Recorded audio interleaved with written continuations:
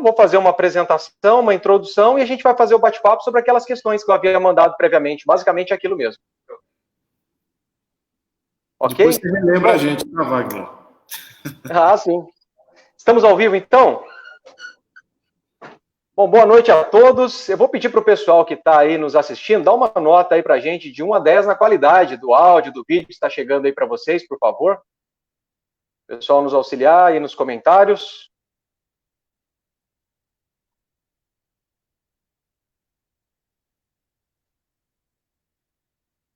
Ok? Bom, eu acho que está ok, já está chegando aqui o pessoal comentando. Bom, sejam todos bem-vindos, então, a mais uma live do Burke Editorial. Para a gente é sempre um privilégio estar falando com vocês aqui pelo nosso canal do Burke, vocês que nos seguem e estão dando voz a essa iniciativa conservadora há alguns anos. E o tema de hoje é a representatividade democrática do Supremo Tribunal Federal. Nós sabemos aí que o Supremo Tribunal Federal é a instância máxima do poder judiciário brasileiro, é a nossa Suprema Corte, não é isso? O STF ele tem a principal função de defender a Constituição Federal, sendo aí seu grande guardião. Né? Todavia, nós percebemos, sabemos que, principalmente nesses últimos dias, há um ativismo judicial escancarado em todo o judiciário brasileiro, por parte, principalmente, aí dos membros da Suprema Corte, que, infelizmente, nos entristece e até nos envergonha. Então, você que está aí nos ouvindo, a gente está com convidados muito especiais aqui, a gente já vai apresentar para vocês, mas eu gostaria de perguntar para você, colocá-lo para pensar um pouquinho. Você já parou para pensar por que, se nós vivemos, afinal, numa democracia, por que um dos três poderes, então, é a indicação do chefe de governo e não de um voto direto, por exemplo, né, como o executivo e o legislativo é? Na hipótese, por exemplo, de uma insatisfação, deflagração aí de ilegalidades cometidas por um membro da Suprema Corte, quem, afinal, julga esse processo de impeachment? O Senado? E quem julga um senador? É a Suprema Corte. Então, como que a gente sai aí desse chamado looping infinito? Né? Como sabemos, como diz Edmund Burke, o mal ele só prospera pelo silêncio dos bons. E é por isso que hoje nós temos aqui dois ilustres convidados, como eu já mencionei anteriormente aqui, que dominam o assunto que nós vamos abordar. Por isso, quero agradecer a presença aqui de Dom Luiz Felipe de Orleans e Bragança, cientista político, empresário e parlamentar brasileiro. Luiz Felipe, muito obrigado pela presença. Obrigado, Wagner. Estamos também aqui com o Dr. Kleber Tavares, ele é procurador da República. Dr. Kleber, muito obrigado pela sua presença aqui conosco hoje. Obrigado. Muito bom. Bom, vamos começar aqui, então, com a primeira pergunta, né, para o pessoal que está nos assistindo entender melhor esse assunto que estamos abordando hoje, tão importante.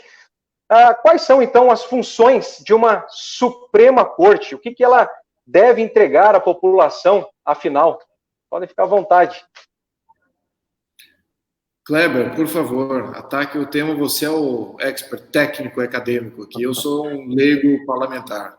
De modo algum, já assisti suas palestras já e tenho certeza que é simples humildade, né? Uma grande qualidade sua. Mas vamos lá. Primeiramente, boa noite a todos que nos assistem. Boa noite, Wagner. Boa noite, Dom Luiz Felipe. É um prazer imenso estar aqui para falar sobre esse assunto que eu realmente sou fascinado nele. Eu passei os últimos dias praticamente folheando livros e mais livros aqui em casa, só para lembrar dos grandes detalhes disso. E aí, essa parte inicial é aquela típica resposta do depende, né, do direito, né? Como que é no Brasil?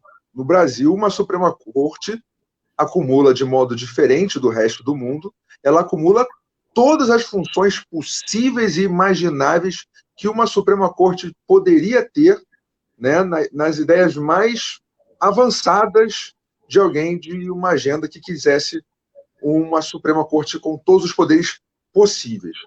Ela controla, primeira coisa, o básico, ela é o último grau de julgamento de todas as ações.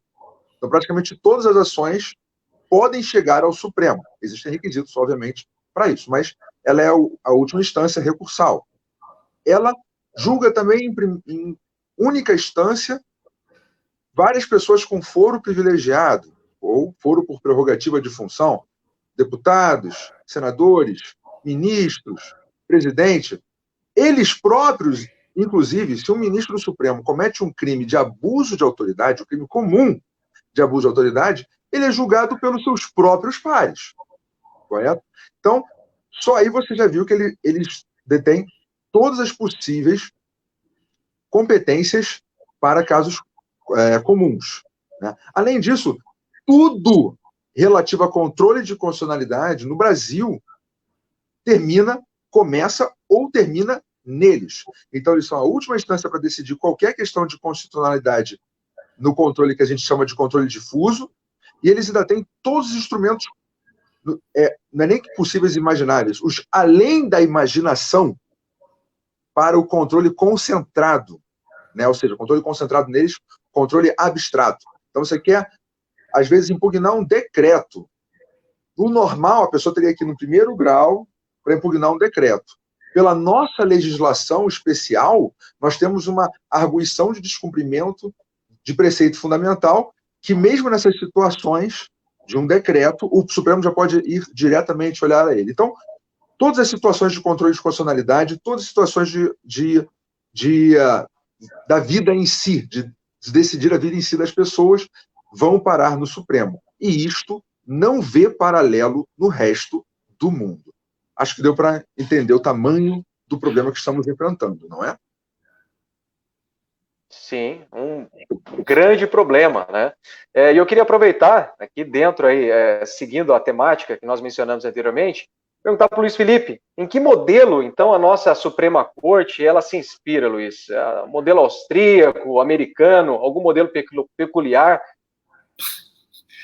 Eu acho que é uma coxa de retalho daquilo que é conveniente, ou que foi conveniente ao constituinte, que era influenciado pela classe jurídica no decorrer ali da Constituinte de 87, que fez a Constituição de 88. Então, realmente, acho que o Kleber colocou muito bem a tecnicalidade do que envolve o Supremo Tribunal Federal. Vou resgatar aqui alguns princípios, princípios, eu não sei se são princípios que se aplicam também à parte jurídica, mas se aplicam à contabilidade, que tem princípios como materialidade, né? Princípios que você precisa fazer senso daquilo que é de fato material e descartar aquilo que é imaterial.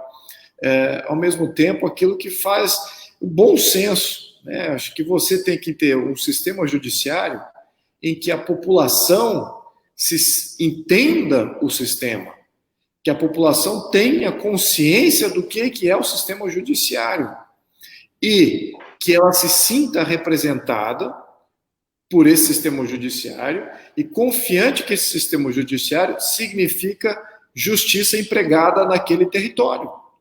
E é exatamente essa a função que se perdeu, essa conexão de percepção de justiça, ou do que é o sistema judiciário, que já era complexo, e se torna cada vez mais complexo e distante de uma realidade de compreensão da população, que temos um problema gravíssimo, além dessas atribuições que já, de jure, já são atribuídas ao Supremo Tribunal Federal. Então, na consciência de um cidadão comum, para que serve o STF? Né? Acho que, num conceito mais abrangido, em termos de para que serve o STF em outros países, é para fazer júdice de questões constitucionais pura e simplesmente.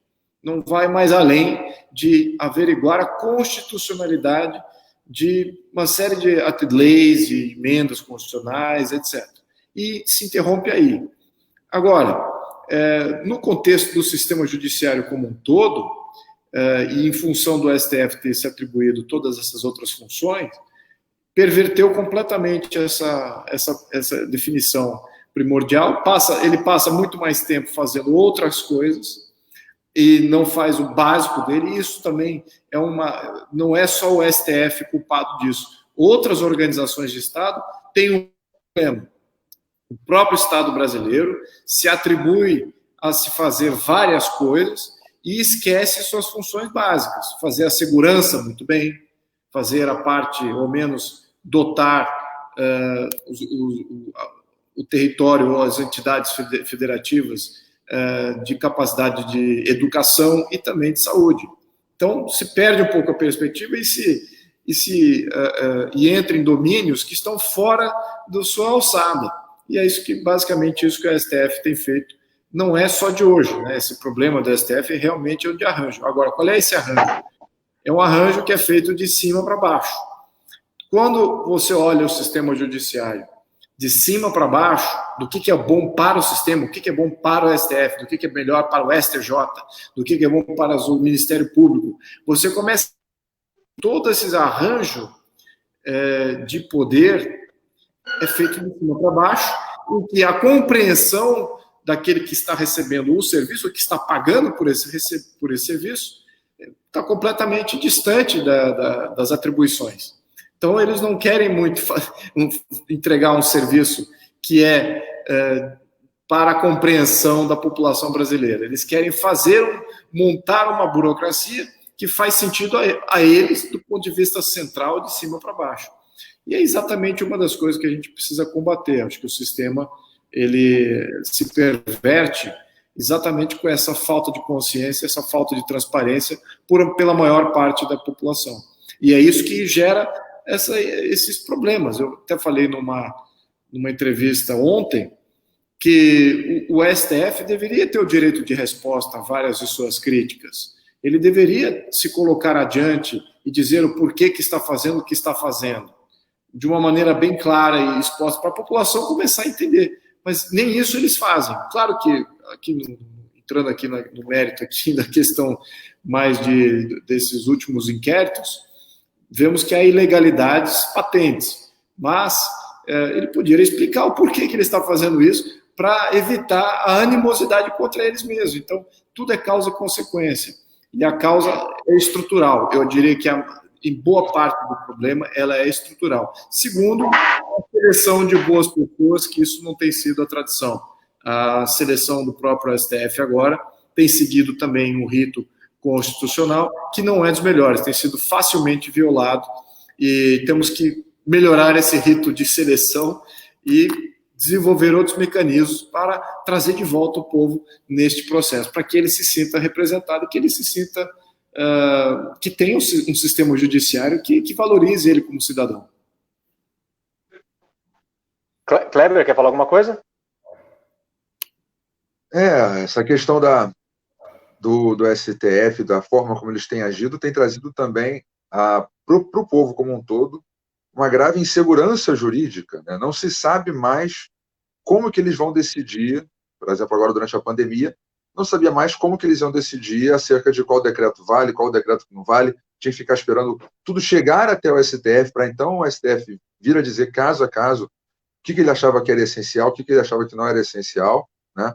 E essa desconexão deles, você tem dois problemas aí, né? O primeiro problema é que a própria formação do jurista já gera essa desconexão, né? E a forma como se chega lá e depois se fica vitalício retira o que, acho que foi o que você quis dizer também, em algum momento, a questão do accountability, né? Eles não são responsáveis exatamente por aquilo que eles dizem, porque o salário deles não depende do que eles decidem, eles não há questão de serem reeleitos, eles só vão sair de lá praticamente quando se aposentarem, se quiserem, então não haverá nenhuma consequência prática na vida deles acerca deles tomarem uma decisão que vá contra aquilo que o povo entende correto, né? Então, por isso mesmo que eles são considerados um excelente instrumento para o que o Sérgio Moro chamou na tese dele de revolução dos direitos, né? Eles podem fazer isso porque eles estão completamente desconectados da realidade, então podem fazer essa reestruturação da sociedade a seu bel prazer. Seria realmente muito interessante pensar novas maneiras de indicação e, por um lado, né, como que eles devem chegar lá, e de accountability, né, coisas que gerassem essa responsabilização deles pelo que eles fazem. Sistemas de recall, mudança de competência de quem julga, né? Tudo isso aí, a questão toda é que se a gente faz essas mudanças na Constituição, quem vai julgar a constitucionalidade disso é o próprio Supremo, né? E, por exemplo, a Suprema Corte da Índia já tentaram fazer algumas modificações lá e eles não aceitaram. Isso nos leva, inclusive, Kleber, Luiz, ao nosso próximo tema aqui, né? Que outros sistemas existem e podem ser pensados, né? Concurso, eleição direta pelo povo, indireta, pelo Congresso. O que pode ser feito, já aproveitando que falamos aqui na questão da Constituição? Bem, olha, vamos deixar claro aqui. Não existe atualmente nenhum STF que é eleito. Também não existe o senso de representatividade democrática dos juízes. Isso é uma referência, eu diria que é muito distante. Existia talvez na Grécia Antiga, em outros modelos. Agora, em modelos modernos, fazer uma eleição para o STF, e isso, ou para qualquer um dos grandes quadros de juízes, isso está distante do que talvez seria o ideal. Agora, o que é importante fazer? Há mecanismos, como muito bem apontou aqui o Kleber, há mecanismos que criam freios e que criam o que ele mencionou de accountability, né, que é senso de responsabilidade, de ser dono do problema que os juízes não têm, que eles precisam passar a ter, e de se autorreformar. Mas como é que você faz isso? Você tem o que tem em alguns países, chama-se eleição para retenção. Então, por exemplo, é um processo de 2 etapas. A primeira etapa, o juiz ele é selecionado. Claro que a gente precisa mexer nos critérios de seleção, acirrar ainda mais o rigor de quem é que sobe para a Suprema Corte. Isso tem que ser revisto e que tem que ser seguido à risca e que deve haver punições se não seguido essa risca, esse processo. Então, isso é o ponto número 1. Agora, o ponto número 2, uma vez selecionado o juiz, passado lá por uma série de avaliações junto ao Senado, etc., dá-se 1 ou 2 anos de sua estadia no juiz, como juiz, e você faz uma eleição de retenção. O que é essa eleição? É um referendo, dizendo, olha, gostaram dessa seleção? Aí você está trazendo o povo para dentro do processo e dando um tempo ao juiz se demonstrar que veio. Então, mostrando chance dele dar certo e dando chance dele dar errado ao mesmo tempo. Então, você tem ali uma chancela popular de sim ou não. Não é que a população vai poder selecionar um dos juízes, ou selecionar o juiz, mas ela vai poder dizer que não quer. Vai ter o voto de não confiança no juiz, ou dar o voto de confiança, que ele pode continuar. E mesmo assim, no futuro, se houver uma questão que leve à idoneidade e o juízo de dado juiz, que a população possa ela também fazer a eleição de retenção, por via abaixo-assinado, mesmo depois de uma primeira automática, no futuro ela possa também, via abaixo-assinado, com um número representativo da população brasileira, possa também fazer uma eleição de retenção, chamar uma nova eleição de retenção. Então, esse tipo de realidade é muito importante para o Brasil. Já existe em outros países, não necessariamente para a Suprema Corte, mas sim para os juízes locais. Então, isso é que é uma evolução do sistema. Agora, vamos lembrar, na época do Brasil Império, o poder moderador, que era o chefe de Estado, é o equivalente do chefe de Estado hoje, na maioria dos países parlamentaristas, existia lá a possibilidade de fazer a remoção de qualquer juiz mediante um processo de queixa. Então, havia ali um processo de pessoas que faziam queixa sobre tal juiz, ou porque era corrupto, ou porque era ineficaz, ou porque o juízo dele era sempre contrário à sociedade ou ao Estado brasileiro, e então submetia-se as queixas a um fórum e era avaliado pelo poder moderador, pelo Conselho de Estado, era avaliado pelo imperador. E o imperador dizia sim ou não se mantinha o juiz, podia remover. Claro que o imperador nunca exerceu essa função, porque ele mesmo selecionava os juízes. Então, ele tinha um crivo pessoal muito elevado e nunca houve queixas, ou talvez pode ter ocorrido, mas não no grau suficiente para ele ter que exercer o outro poder dele de poder remover. Mas qual é o princípio ativo aqui? Quem está nomeando, né, tem que ter o poder de remover. Isso que é o princípio aqui. Então, se a população está elegendo, ela tem que ter o poder de remover. Se é o poder do chefe de Estado que está nomeando, ele tem que ter o poder de remover. Então, esse conceito não está representado na nossa Constituição, está representado, sim, em outras constituições que eu diria que são mais evoluídas do que a nossa. Então, isso dá uma válvula de escape para o sistema. Se o Senado não faz um impeachment, existem outras válvulas de escape aqui. Estou nomeando duas, tanto o chefe de Estado podendo remover ou fazendo ver a eleição de retenção, que é uma intervenção mais democrática e muito mais ampla. Então, há mecanismos. Agora, como bem apontou o Kleber, quem é que vai julgar a constitucionalidade de implementar esses mecanismos? São esses 11 juízes? É possível que um ou outro até aprove isso, né? Temos aí alguns posicionamentos ali de alguns juízes que dão alguma esperança. Mas nós aqui já estamos um pouquinho fartos de ver a experiência, né, de como é que é feito o jogo do STF, sobretudo os ativistas que têm se mobilizado aí nos últimos 5 anos, sabem muito bem como é que é o jogo interno deles lá, quando eles querem reprovar algo que é muito bom para a sociedade.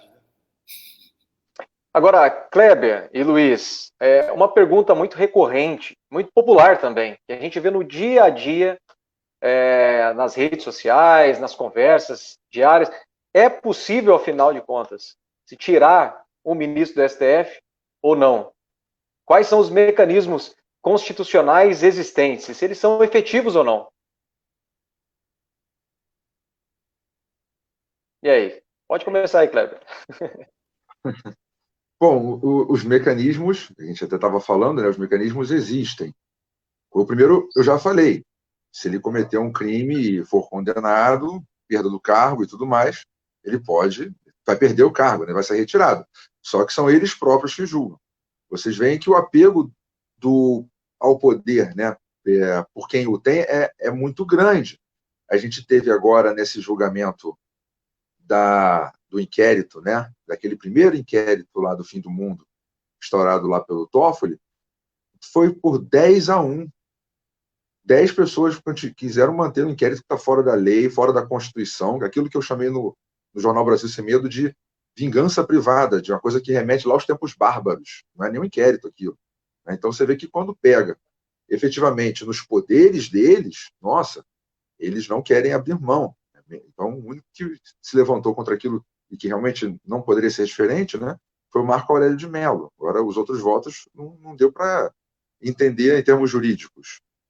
Então, uma questão seria a condenação criminal por eles próprios, né, um julgando o outro após ser denunciado pelo Procurador-Geral da República. Né? A outra situação seria por crime de responsabilidade, que as hipóteses são mínimas, porque ninguém imaginava lá em 1950, quando fizeram a Lei 1079 dos crimes de responsabilidade, que teríamos um judiciário com tamanho poder, um STF e um judiciário, principalmente STF, com tamanho poder como temos hoje. Então, não fazia sentido você criar também um grande sistema de impedimento para ministros do Supremo. Isso, pelo menos, é a minha visão sobre o assunto. E aí o que acontece? Os crimes de responsabilidade não são exatamente crimes, né? Então, tudo que eles geram é basicamente o impeachment e a suspensão dos direitos políticos quando geram a suspensão de direitos políticos. Né? E aí, por outro lado, o Senado, isso vai ser julgado pelo Senado, o Senado é julgado pelo STF em todos os crimes comuns, que dá prisão. Então você vê só, é um fiscalizando o outro. Algo que eu comentei outro dia no meu canal do Instagram. Você tem 3 poderes. Tem que voltar para cá, né? Que eu estou meio preso aqui no meio. Você tem 3 poderes: executivo, legislativo e judiciário, certo? Legislativo e judiciário fiscalizam-se a si mesmos, certo? E o executivo está aqui sozinho, sendo fiscalizado pelos outros 2. Ele não tem força nenhuma com relação a esses 2. Diferente, por exemplo, o nosso executivo é chefe de Estado e chefe de governo, né? Ele acumula essas funções. Diferente, por exemplo, do chefe de Estado no Império, o poder moderador, que também era poder moderador, o imperador, que tinha essa possibilidade de suspender um juiz, né? Até porque, se você for voltar bastante no tempo, o judiciário estava abaixo, normalmente, do poder do imperador, né? Ele que nomeava, né? Então, ele que deveria ter julgado, como se fosse uma delegação dos poderes dele de julgamento, né?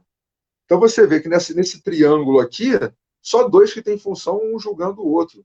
O executivo está aqui quase que como refém desses outros dois, enquanto esses outros dois podem fazer acordo de cavalheiros, um não julga o outro, né? Não sei se é isso que está acontecendo, né? Mas muitos processos contra, a grande maioria dos processos contra parlamentares simplesmente prescreve no Supremo, e não vemos um pedido de impeachment de ministro do Supremo andar no Congresso Nacional. Então, isso deve significar alguma coisa. Agora, a pergunta... Pode falar, Luiz, desculpa, pode falar. Não, só complementando, e eu gostaria de escutar a tua pergunta, mas, de fato, aqui o caminho que é o mais democrático é de quem teve a última chancela para colocar cada um dos ministros naquela cadeira, que é o Senado. Então, cabe ao Senado remover. E o Senado só pode remover se há um processo de impeachment. Vamos lembrar aqui que o impeachment é um processo do Estado removendo seus agentes. Não é um processo democrático. Não é um processo de intervenção popular. Esse é um processo do próprio Estado. Então, as forças de Estado precisam confirmar que houve crime, que houve abuso de autoridade, uma série de coisas, como bem apontou o Kleber aqui. Então, essa função primordial de fazer a remoção cabe àquele que foi o último a chancela de ter colocado ele lá. E o Senado, como bem exposto também, está travado em situações. Muitos deles não houve renovação efetiva no Senado. Temos o repositório da velha política do Brasil. Ali todos têm processos no STF, alguns gravíssimos, extremamente públicos, já nem deveriam ser senadores, mas continuam lá porque tem esse compadrio, digamos assim, com o STF. Então, ali uma mão lava a outra e as duas estão sujas, muito sujas. E nesse contexto, quem sai perdendo é a população brasileira e o sistema político brasileiro, porque a instabilidade que esses agentes geram, estando ainda na administração pública, é tremenda. E como isso é um fator desestabilizador do nosso sistema político. Mais uma vez, somente alguns juízes, alguns senadores têm essa visão de querer, acima de tudo, estabilizar o sistema político brasileiro. Os demais querem jogar o jogo e estão ganhando. É isso. E pensando aí dentro de um recall de ministros, né, ou temporariedade, né, de mandato, essas modificações, afinal, elas demandam uma nova Constituição ou é possível, dentro do texto atual, que ele seja emendado? Que essa é a pergunta que as pessoas fazem, né? Elas se sentem aí desamparadas e a pergunta é como que nós podemos resolver o que está sendo feito? O que nós podemos de fato fazer? O que os nossos representantes de fato podem fazer com o que temos em mãos hoje? Bem, o que podemos fazer é uma emenda constitucional para regulamentar o recall. Então, e tudo isso, eu já até solicitei relatoria de todos esses projetos. A maioria desses projetos já existiam e, incrível que pareça, já tinham sido criados até pela esquerda. Alguns lá do JECA criou alguns projetos de recall de mandato. Eu chamei relatoria, eu gostaria de regulamentá-los. Então, o que não está regulamentado na Constituição que deveria estar regulamentado? Plebiscito, referendo popular, recall de mandato. E, claro, o que eu mencionei aqui, eleição de retenção, que não existia na Constituição. A gente poderia até introduzir isso para cargos nominativos, não somente do Poder Federal, mas seria extremamente interessante na seleção de secretários de governo, dos governos de Estado, e nomeações para secretários também municipais, que têm poder também de fazer grandes besteiras. e a população deveria ter alguma interferência direta ali ou haver uma eleição de retenção.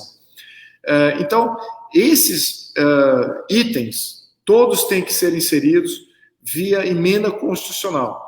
Existem mecanismos, talvez, como projeto de lei, dentro do pouco, até eu fiz um adendo a um projeto que está sendo liderado pelo Molon, e que eu estou pedindo para ele pautar. Ele é relator, ele é de esquerda, e ele está representando uma série de projetos da própria esquerda, e eu estou regulamentando aqui, fazendo um adendo a esses projetos e pedindo para ele colocar a voto, e ele não quer.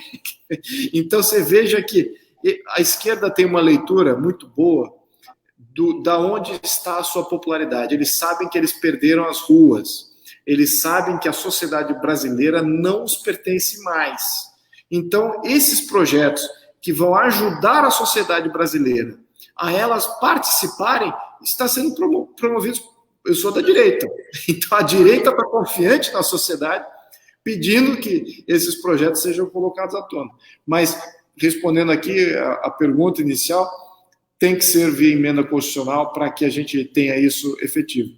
Obviamente que eventualmente, isso vai esbarrar na constitucionalidade, mas já está lá, ou seja, já a nomenclatura de como dos itens em termos de, ao menos em termos, né, não efetivamente em conceitos, e nem muito menos em leis ou normas, mas os conceitos já estão em Constituição. Então, cabe sim a uma emenda para fazer isso muito mais efetivo e se tornar uma realidade do Brasil. E eu acho que a gente está muito atrasado nesse contexto de trazer a população para fazer esse juízo. E os plebiscitos passados, os conservadores não lograram sucesso, né? O das armas agora em 2003 e voltando a 93, nós também não logramos sucesso, né? Temos esses dois resultados aí de plebiscitos aí intercalados aí de 10 anos, né, enquanto que países fazem referendos populares semanalmente, mensalmente, dependendo do tema. Então, precisamos abrir essa nova fronteira. Muito bem. Kleber, quer fazer algum comentário dentro desse tema?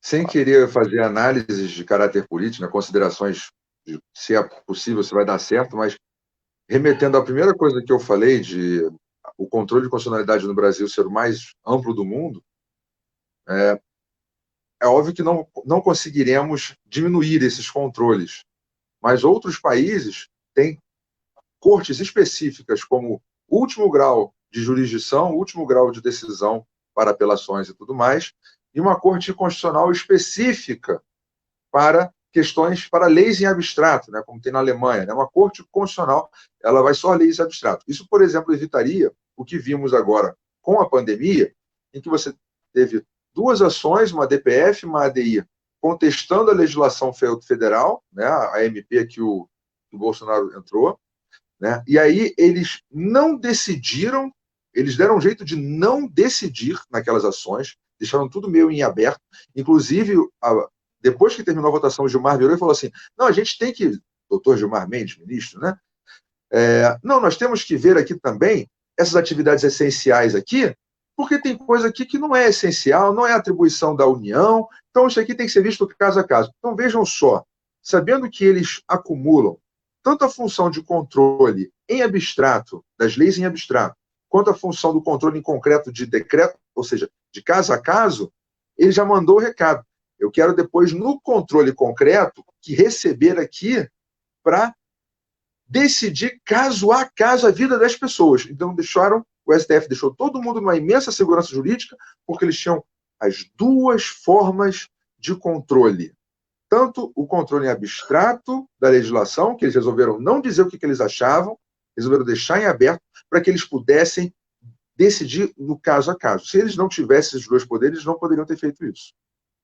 Então, um exemplo concreto para mostrar a insegurança jurídica trazida por essa conexão de funções, o que também gera para a gente 100 mil processos por ano no STF, a corte com o maior número de processos, obviamente que eles vão acabar decidindo votar aquilo que eles querem no tempo que eles querem. Então, eles que decidem que vai ser importante para o Brasil ou não, já que a fila é imensa, eles podem tirar o que eles quiserem da fila. Por exemplo, uma reclamação lá para o Lula ir visitar ver o enterro do filho, né? Enfim, só um caso concreto que, de novo, resolvi trazer aqui para a gente ver como que acontece. Ótimo, ótimo. Bom, uma pergunta aqui que fizeram, talvez o Luiz possa nos auxiliar.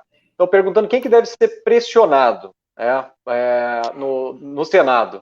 O senador, que representa o Estado, daquele que votou, ou o presidente da casa. Se essa voz popular ela vai chegar no presidente, que, afinal de contas, é quem vai pautar ali a decisão. Os dois. Tanto os senadores em geral, assim como o presidente. Claro que você não adianta pressionar senadores que estão mais sujos do que puleiro de galinheiro. Esses aí não vão reagir nunca. É uma questão de sobrevivência, não só política, mas de sobrevivência física também. Então, esses aí nunca vão reagir. Agora, o presidente, sim, ele tem uma acessibilidade talvez importante, porque se tiver um número majoritário de senadores e há um grupo no Senado que quer mudar o Senado efetivamente, queria fazer a CPI da Lava Toga, eu até quis fazer a CPI da Lava Toga, muitos me criticaram, mas eu achava que era importante fazer a CPI da Lava Toga. Tem senadores que estavam querendo fazer a mesma coisa. Agora, esse grupo ainda é diminuto, não é majoritário. Eles estão a poucos senadores de ter a maioria no Senado. Se eles conseguirem conquistarem isso, e isso cabe pressão, fazer um mapeamento de quem são os senadores que são resistores, quem são os amigos, e realmente de encontro aos resistores. Né? A vida de um senador não pode ser tão boa assim, ao ponto de estarem se privando de fazer aqui ao menos colocar em pauta, lutar para colocar em pauta, algo que a sociedade precisa desesperadamente, que é a avaliação de algum pedido de impeachment, e tem de quase todos os ministros. Há um pedido de impeachment do Lewandowski, há do Moraes, todos eles ali, tem o do Gilmar Mendes, todos eles têm talvez mais do que um pedido de impeachment. Então, em função desta demanda, se ela é focada aos senadores, eu acho que teremos resultado. O que acontece muitas vezes com o ativismo é que ele se perde um pouco, ele fica sem o foco de ação e perde o entusiasmo, porque isso também requer de tempo, requer um pouco de empenho, uma roda de esmeril que precisa começar a girar. Então, neste contexto, o ativismo ele também precisa se amadurecer para enfrentar esse novo desafio. Fazer o impeachment de ministros da STF é algo inédito. Estamos rompendo aqui uma barreira que é importante para o Brasil também ter esse rompimento. É importante, eu vejo a sociedade como ela fica acuada e os próprios ativistas ficam acuados por causa dessas ações monocráticas do STF que violam direitos individuais tranquilamente, sem ter absolutamente nenhuma maneira de o indivíduo de se proteger ou até de recriminar ações ilegais que são tomadas pelos ministros. E aqui nós vemos, nessa ação especificamente agora, na ação do fake news, foi uma ação iniciada errada, ou seja, iniciada fora da lei, e os ministros se reuniram para fazer com que aquela iniciativa se tornasse legal. Então, iniciaram um ato ilegal, se reuniram para transformá-lo como legal. No processo de fazer isso, não só, na minha opinião, é uma violação violenta da Constituição, traz essa instabilidade. Agora, o que eles acabaram de fazer? Eles acabaram se eles votaram pela legalidade, eles acabaram de fazer uma reforma constitucional sem passar pelo Congresso. É o que eles têm feito também. Eles têm legislado, não só em projetos de lei, criado leis e criado emendas constitucionais através desses mecanismos que eles mesmos se autolocupletam.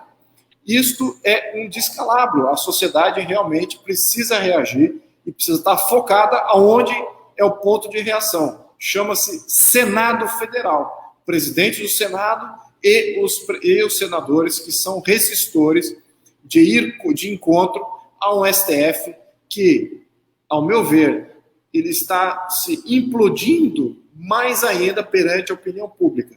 O nível de manifestação que eles hoje reclamam, que está se radicalizando contra o STF, que está ficando cada vez mais agressivo contra o STF, eles não estão fazendo juízo de valor e dizendo, será que é alguma coisa que nós estamos causando?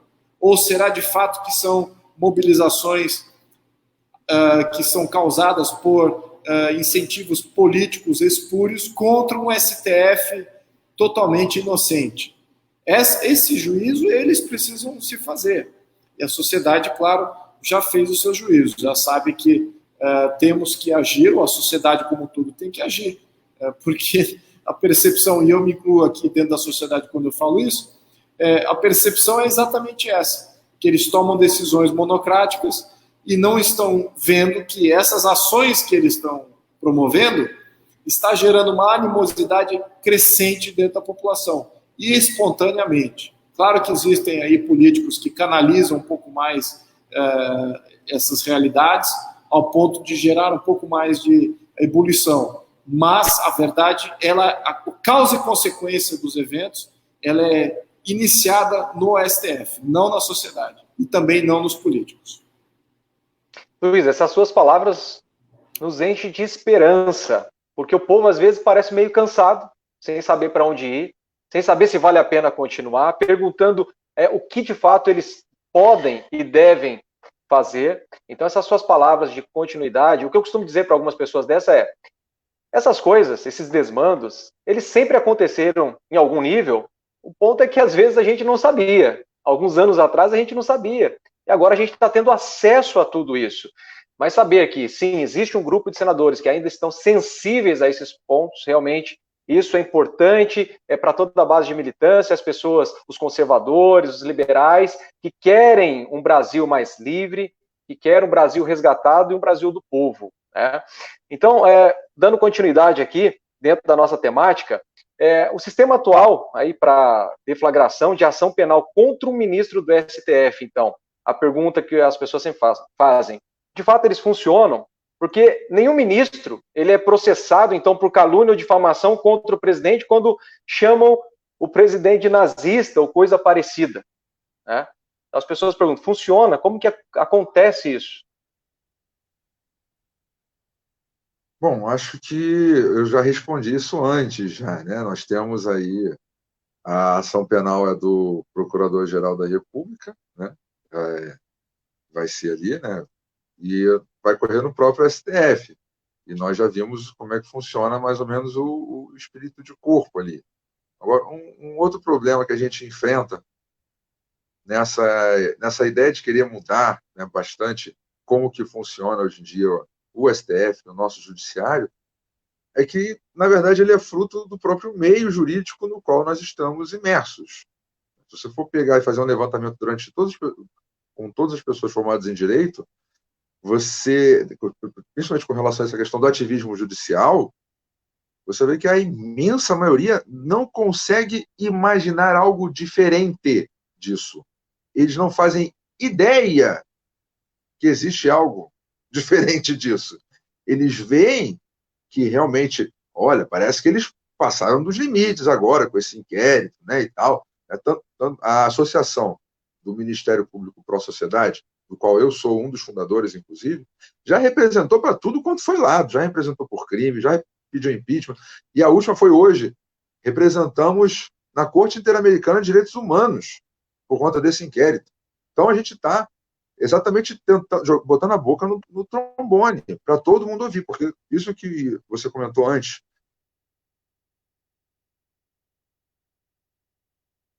Acho que travou aí.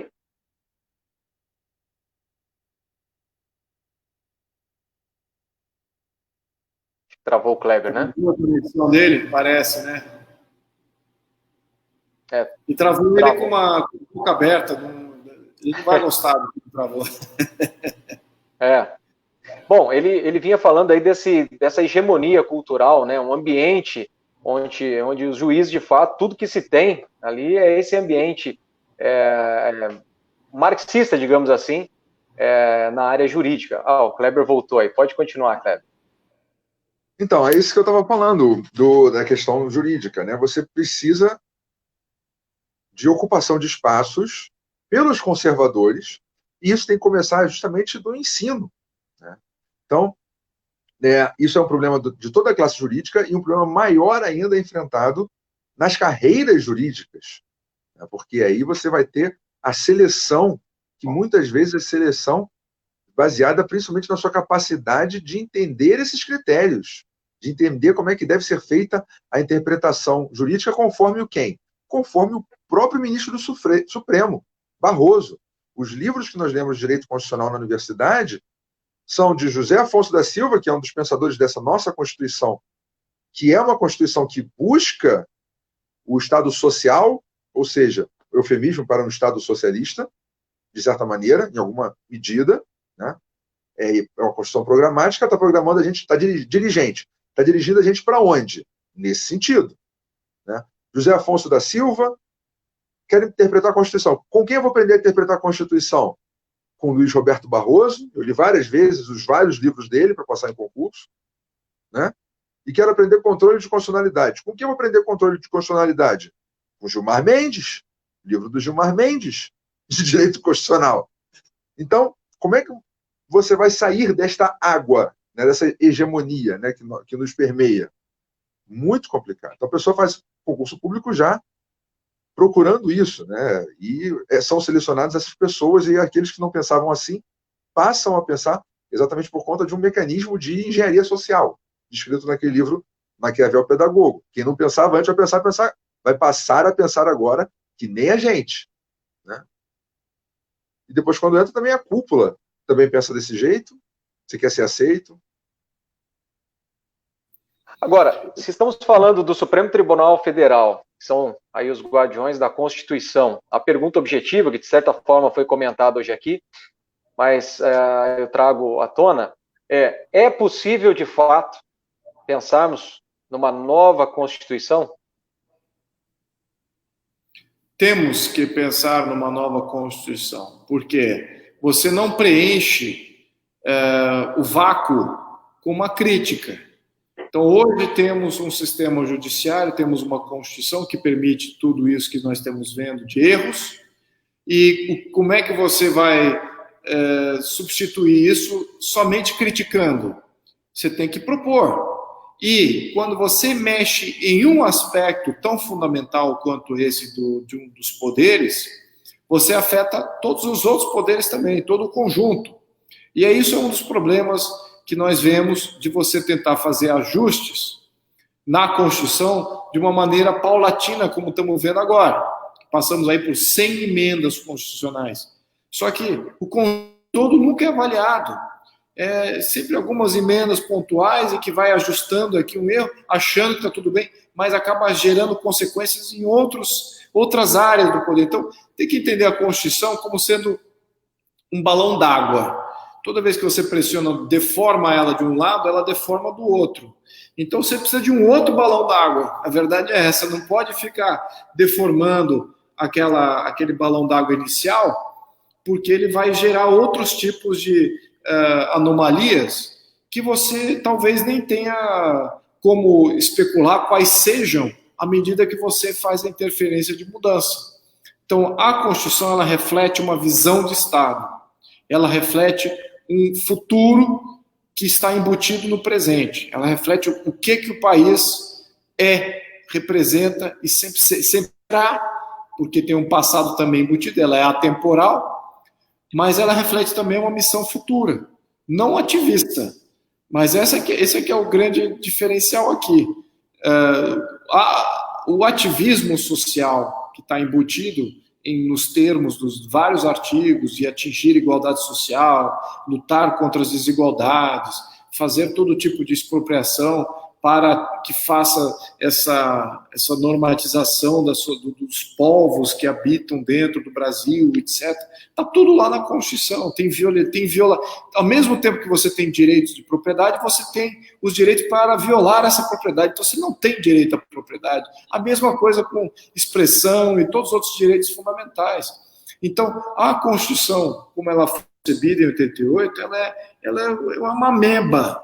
E essa ameba, você não é através de tendo mais emendas nessa ameba que você vai gerar uma ameba melhor no futuro. Você precisa de você precisa de uma outra visão holística que incorpora tudo, para você substituir com um efetivo. Agora, tem coisas que dá para aproveitar da Constituição de 88, em toda situação.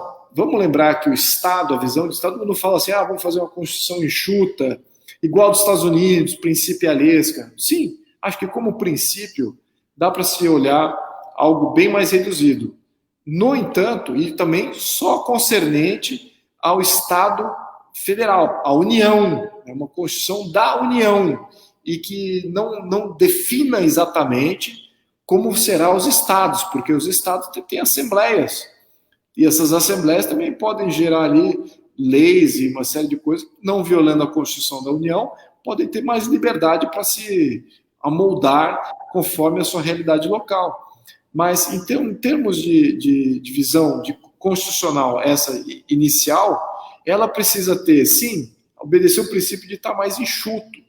No entanto, o Estado, como tese, uma tese ocidental, porque eu acho que a visão de nação-Estado começa no Ocidente, né? A China já existia lá uma visão talvez mais centralizada, nas primeiras dinastias, etc.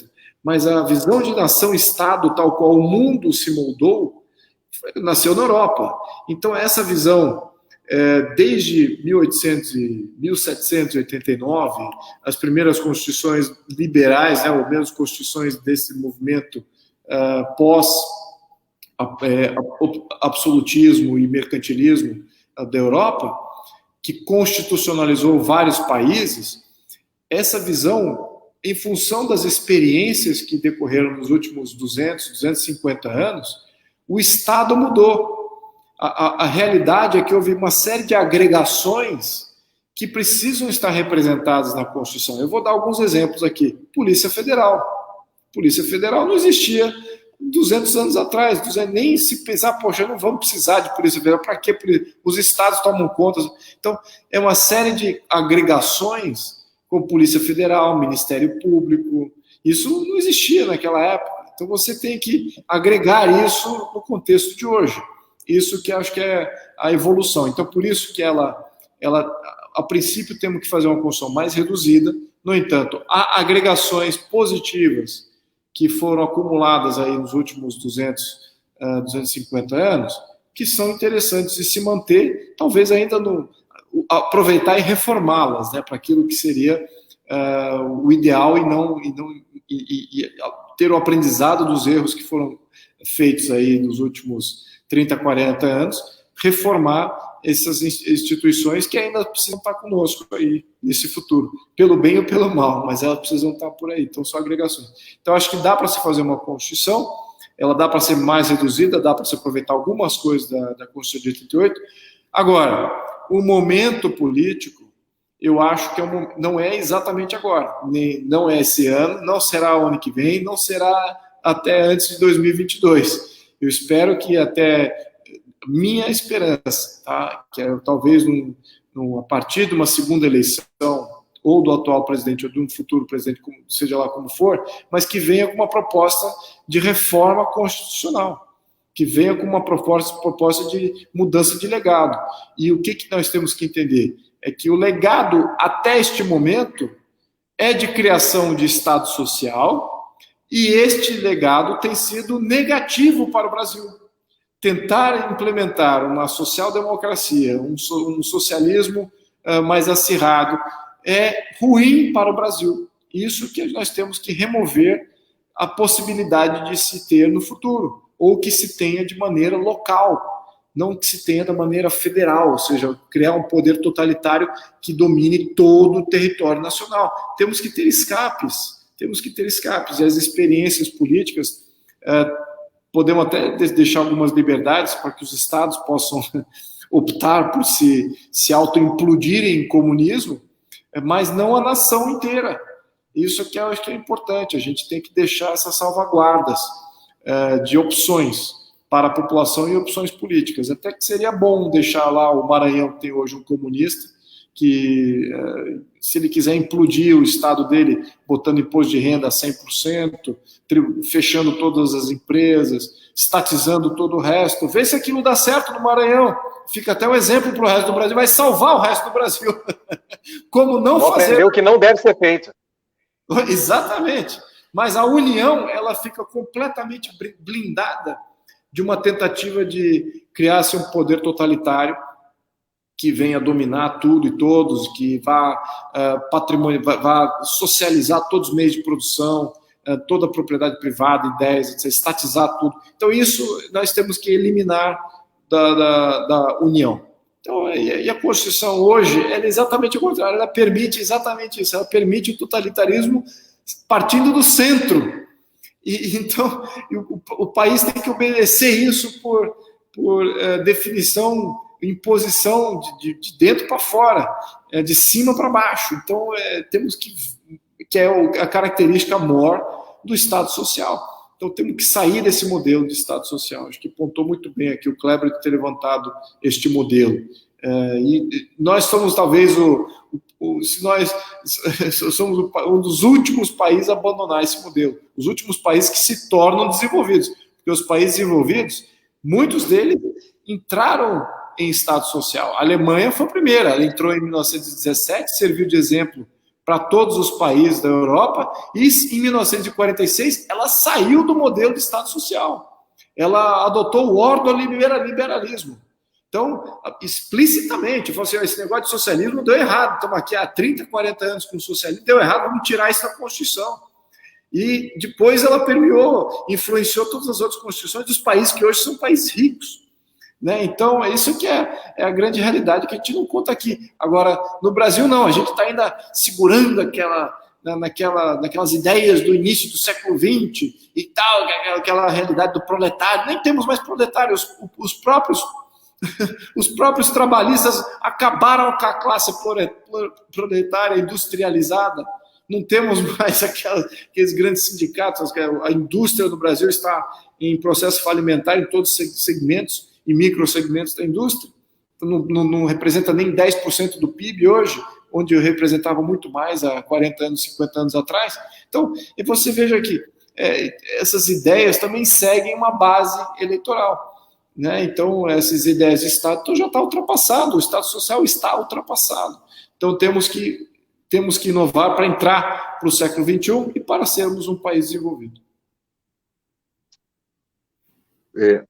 Complementando, se for possível, né, concordando, obviamente, com tudo que foi dito, mas eu diria seria mais enfático. Não é que a nossa Constituição permita o ativismo judicial, permita tudo isso, né? Ela praticamente determina, isso está implícito, que vai ter que haver ativismo, já que se você tem uma Constituição dirigente que está dizendo que X tem que ser feito, temos que perseguir tais fins, se o Executivo não faz, se o Legislativo não faz, é óbvio que o Judiciário, sendo provocado, né, porque vai ser provocado, porque todo mundo pensa dessa mesma maneira, ele vai efetivamente levar o Brasil nesse sentido da social-democracia, né, do Estado social. Né? E é por isso também que reformas pontuais acabam não adiantando muito, porque você continua tendo um vetor dirigente na Constituição que vai servir para o Judiciário invalidar tudo o que você está tentando fazer. Né? Então você vai continuar tendo uma Constituição que não é uma Constituição que freia o poder, que evita o poder absoluto. Não, ela é uma Constituição que acelera em direção ao poder absoluto. É uma Constituição que acelera em direção à tirania de quem quiser implementar o que está nela. Né? A igualdade total, ela vai lá no artigo 3º, lá, sociedade livre, justa e igualitária, sem distinção regional, sem distinção de nenhum tipo, temos que ser todos iguais, de todas as maneiras, ou seja, precisa de um poder supremo absoluto para conseguir fazer tudo isso que está dizendo que está ali.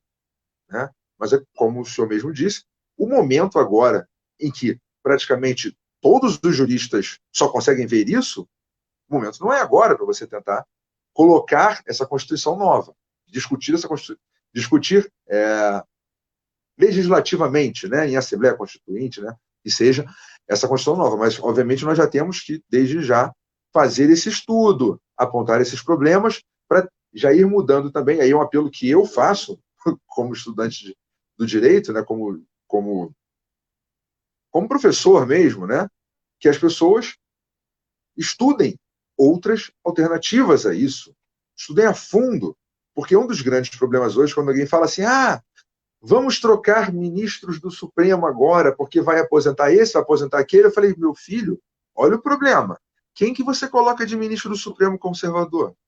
Eu consigo contar nos dedos de uma mão, nem isso, pessoas que poderiam ir para lá, e eu acho que a maioria nem aceitaria ir. Ainda tem essa, a pessoa tem que ser e aceitar. E aí ele chegando lá, quem que ele vai chamar para montar o gabinete dele? Ele precisa de pessoas, de juízes, auxiliares, que façam os votos dele e tudo mais. Né? Isso é uma grande dificuldade. A gente viu, inclusive, vou falar isso aqui só para o pessoal do direito. Né? O pessoal do direito viu os 6 primeiros meses do Dias Toffoli, dificuldade que ele teve para montar um gabinete com capacidade para fazer votos adequados. Né? Então você vai, eu quero uma cúpula cheia de conservadores. Ok, onde você vai encontrá-los? Você não vai encontrá-los. Então, é um trabalho aí muito grande a fazer no Brasil inteiro, nos brasileiros, para que essa nova Constituição efetivamente espelhe o desejo do povo brasileiro, o sentimento do povo brasileiro, e para que a classe jurídica esteja conectada ao povo brasileiro, porque hoje sua maioria não está.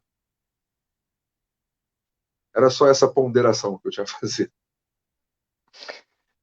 Muito bom. Bom, temos aqui algumas pessoas, né, que enviaram o superchat. Isso nos motiva, nos ajuda a continuarmos. Queremos agradecer todos que estão participando aqui dessa live tão importante. Estamos caminhando aí já um pouco mais de 1 hora nesse tema tão importante.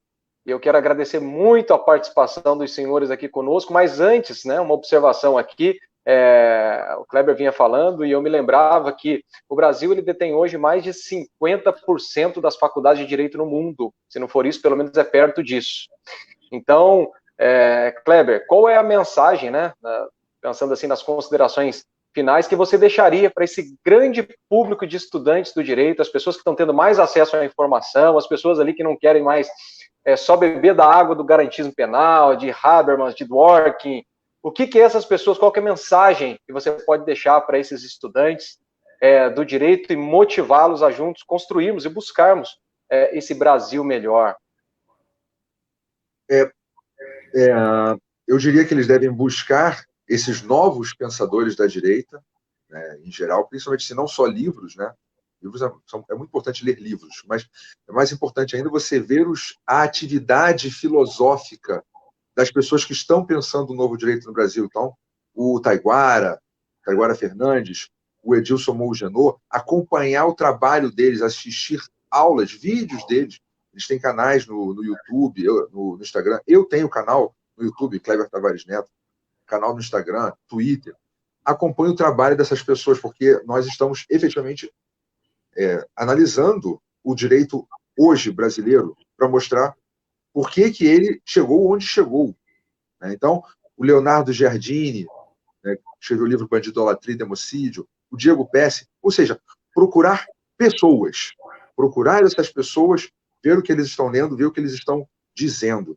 Essa é a forma de você conseguir sair dessa hegemonia esquerdista na universidade.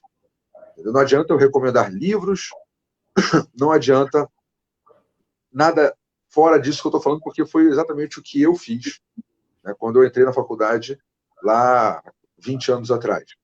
Entendeu? Ok.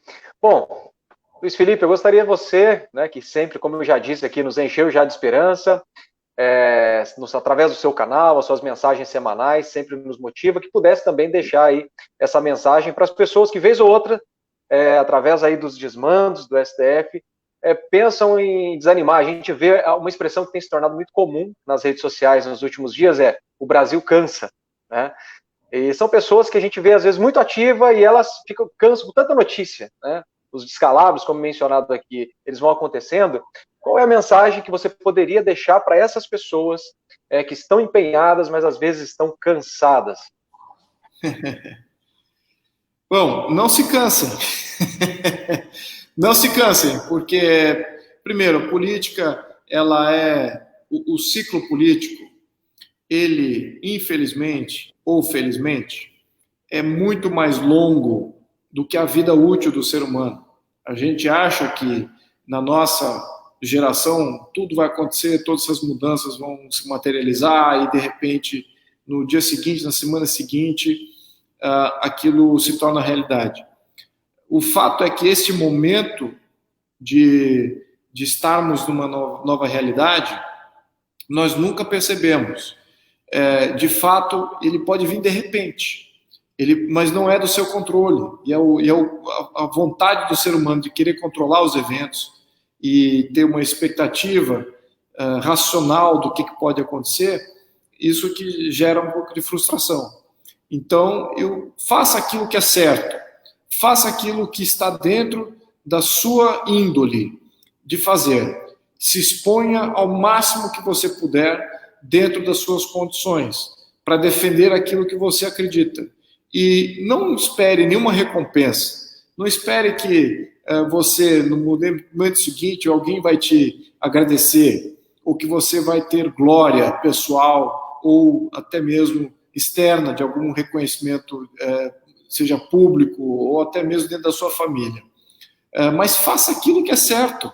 Faça aquilo que é certo. Eu faço sempre já falei várias vezes com algumas palestras que eu fiz para crianças, e eu pontuava exatamente isso. Eu falava para eles, olha, me fala um presidente do Brasil, né, que não seja os atuais, do início do século. Vocês lembram de alguém? Eles não lembram de ninguém. Então, me fala uma pessoa famosa que existia nos anos 20, uma pessoa famosa que existia em 1860, que não eram os reinantes aí que a gente aprende na história. Ninguém lembra de ninguém, essa que é a verdade. Então, também não faça política pela glória, para se tornar uma celebridade. É uma coisa que tem que se fazer bem para você. E o bem para você é fazer a coisa certa. E a frustração está em não poder fazer absolutamente nada. Então, faça alguma coisa. Então, essa aqui também acho que é uma coisa. Faça alguma coisa agora, não espere todas essas recompensas na sua vida. E se vierem na sua vida, o que eu acredito em milagre, eu acredito que as coisas, elas demoram muito até não demorarem nada, até ser tudo de repente. Então, a política é um pouco assim. De repente, a gente acha que não está acontecendo nada e não estamos vendo resultados, mas, de repente, tudo acontece. E está fora da nossa capacidade de compreender como é que isso funciona efetivamente.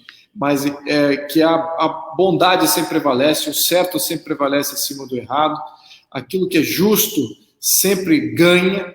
Então, isso são valores e também que são realidades que a gente vê exprimido aí na história dos países. Caso contrário, os países não existiriam. Não existe país que foi construído no progressismo, na destruição da família, na destruição do Estado soberano, na destruição de valores que são fundamentais. Não existe país progressista. Os progressistas tomam países que foram criados por aqueles que tinham grandes valores. Eles sequestram esses países. Agora, eles não criam nada. Então, fiquem tranquilos, enquanto vocês existem e vocês se norteiam por bons princípios, fazem a coisa certa, e isso contagia de maneira positiva outros brasileiros, as coisas vão acontecer. Quando e como, ninguém sabe, mas elas acontecem. E por isso que temos um Brasil. O Brasil é um milagre exatamente disso que eu tenho mencionado. Então, fiquem tranquilos, não se frustrem, mas façam alguma coisa, porque não fazer nada também frustra, tá? Como dizia Burke, né? Ninguém comete o maior erro de não fazer nada porque só pode fazer um pouco. Né? Exatamente. Então, só terminar aqui, acho que foi bem pontuado. Para os estudantes de direito, eu não fiz direito, tá? Mas eu também tive essa mesma dúvida. Se o atual modelo é Estado Social, e ele é um modelo que nós criticamos, nós sabemos que dá errado, nós vemos os erros acontecendo, então qual é o modelo oposto? O modelo oposto ao Estado social é o Estado liberal. Praticamente é um Estado que permite, que não interfere, e o modelo de Estado liberal, o primeiro modelo de Estado liberal foi os Estados Unidos. Lá você vai encontrar, leia a Constituição dos Estados Unidos, leia também os federalistas, que são 80 artigos que interpretam a Constituição dos Estados Unidos, e essa interpretação tem uma riqueza da humanidade, ali, de história da humanidade, concentrada nesses 80 artigos, e define por que não pode se intervir em demasia, por que um governo, para ele ser estável, é um governo que não intervém, por que um governo, para ser representativo, é um governo que não está onipresente a todo momento, fazendo tudo por todos. Está tudo lá nesses 80 artigos. E depois há outros modelos de estados liberais que também derivaram deste modelo. Então, a leitura aqui, que eu acho que é uma leitura interessante, que eu percorri ao menos por esse caminho, pessoalmente falando, eu li várias constituições. Eu li diversas constituições, até constituições do mesmo país, em que era um país com Estado liberal, baseado nesses princípios dos Estados Unidos, depois adotaram outro modelo, como o modelo de Estado social. A França é um exemplo, a Argentina é outro, o próprio Brasil é um exemplo desse, a Itália, o Japão era o inverso, né? Ele começou com um Estado realmente forte, interventor, e depois da Segunda Guerra adotou um modelo extremamente liberal e está aí até hoje. Aliás, não houve nenhuma emenda constitucional na Constituição do Japão depois do pós-guerra. Então, faça essas leituras de constituições, vocês verão um paralelo, um padrão importante, e depois tracem um paralelo com a história desses países. Acho que isso que é a análise que cabe a todo estudante de direito fazer. Muito bem. Bom, mais uma vez quero agradecer aqui a presença de todos. Mais uma vez, algumas pessoas enviaram algum superchat. Quero agradecer a todos que nos acompanharam e agradecer muito a presença de vocês dois. São pessoas que todos nós, com certeza, admiramos muito, com um tempo muito precioso, e separar esse tempo para poder estar conosco aqui realmente nos enche de alegria e gratidão. Então, que Deus possa recompensá-los. Dom Luiz Felipe de Orleans e Bragança, parabéns pelo seu trabalho. Aqueles que ainda não seguem o Dom Luiz Felipe de Orleans Bragança nas redes sociais, pode acessar lá o canal no YouTube. Quem ainda não comprou o livro, porque o Brasil é um país atrasado, pode adquirir. Kleber Tavares Neto é o canal, né? Pode seguir o canal do Kleber no YouTube, isso. Kleber Tavares Neto? No YouTube. Nas outras redes sociais é só Kleber Neto. @Kleber Neto. Perfeito. Pode segui-lo lá também. Muito bem. Facebook. Bom, muito obrigado, senhores. Obrigado por esse tempo. Vocês que estão aí nos acompanhando, compartilhe esse conteúdo para muita gente, para que isso possa chegar a mais pessoas e a gente continue avançando sempre. Senhores, uma boa noite para vocês. Uma boa noite, muito obrigado. Obrigado. Muito obrigado.